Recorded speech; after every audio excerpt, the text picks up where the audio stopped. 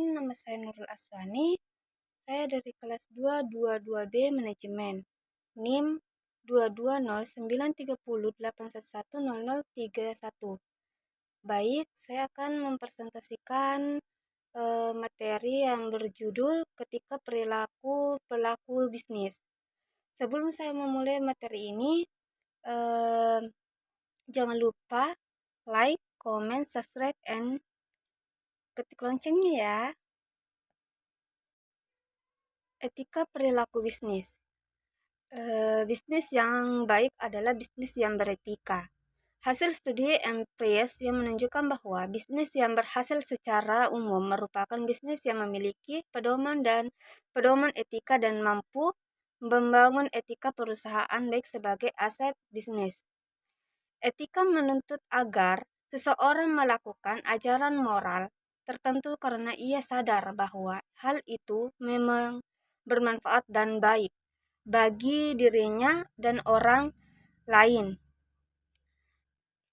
Donaldson Ports, pakar sosiologi, menyusun instrumen dalam suatu kuesioner untuk menilai posisi etis individu. Penelitian tentang psikologi sosial sebagai tersebut.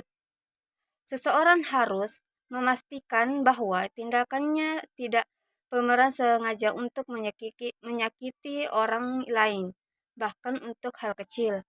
Adanya potensi merugikan bagi orang lain, sekecil apapun merupakan suatu yang salah terlepas dari manfaat yang diperoleh.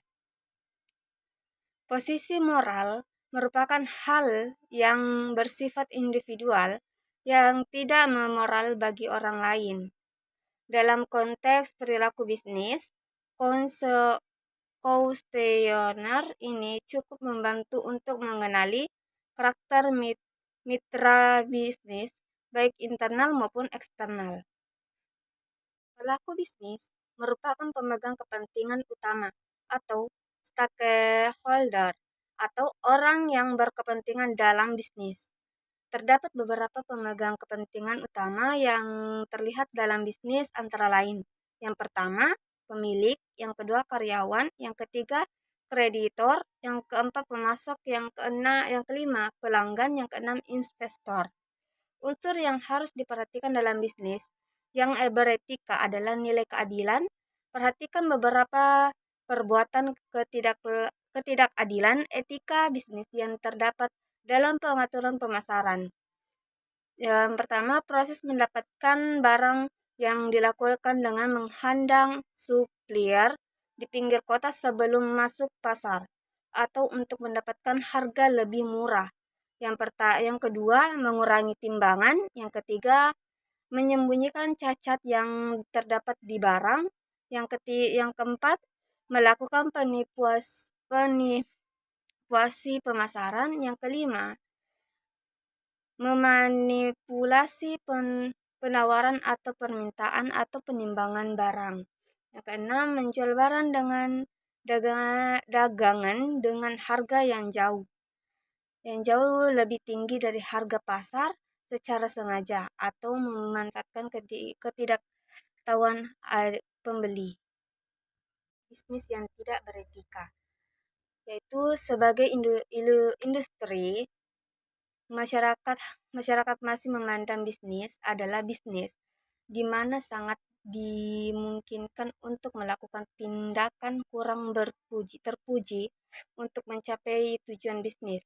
Misalnya melakukan penyuapan untuk mendapatkan izin usaha, melakukan praktik kecurangan dalam produksi maupun melakukan manipulasi pemasaran. Pemikiran yang salah bahwa bisnis tidak ada hubungan dengan etika atau moralitas, dan moralitas hanya dianggap sebagai mitos dalam bisnis. Etika perilaku produsen. Produksi merupakan aktivitas menghasilkan barang dan jasa melalui proses transformasi input menjadi output tertentu secara profesional dan bertanggung jawab dengan tujuan agar hasil produk dapat dimanfaatkan oleh konsumen dengan baik. Kewajiban produsen adalah menjamin bahwa produk yang dihasilkan tidak merugikan dan membahayakan konsumen. Etika perilaku supplier untuk mengelola aliran barang, informasi yang seluruh aktivitas perusahaan diperlukan suatu konsep yang disebut manajemen rantai pasokan atau supply chain management. SCM merupakan rangkaian pendekatan yang digunakan untuk mengintegrasikan pemasok, produsen, gudang, dan toko secara efektif agar persediaan barang dapat diproduksi dan didistribusikan pada jumlah yang tepat, ke lokasi yang tepat, dan pada waktu yang tepat sehingga biaya keseluruhan sistem dapat diminimalisasi sebagai berusaha memuaskan kebutuhan dan layanan. Perilaku investor dan pemegang saham. Pemegang saham sebagai pemilik modal memiliki hak dan tanggung jawab atas perusahaan sebagai dengan peraturan perundang-undangan anggaran dasar perusahaan. Prinsip-prinsip yang perlu diperhatikan oleh pemegang saham sebagai berikut. Yang pertama, pemegang saham harus menyadari bahwa dalam melaksanakan hak dan bertanggung jawabnya harus memperhatikan juga kelangsungan hidup perusahaan.